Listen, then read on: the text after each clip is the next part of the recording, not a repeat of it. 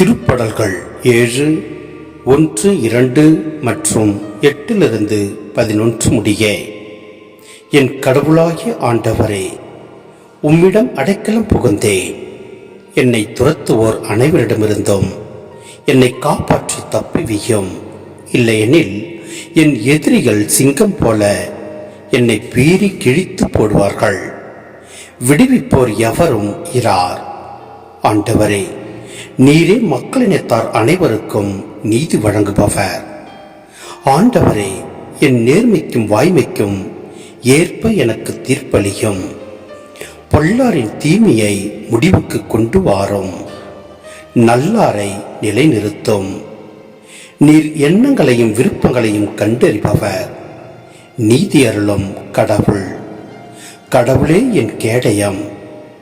நேரிய உள்ளத்தோரை அவர் விடுவிப்பார். கடவுள் நடுநிலை தவறாத நீதிபதி.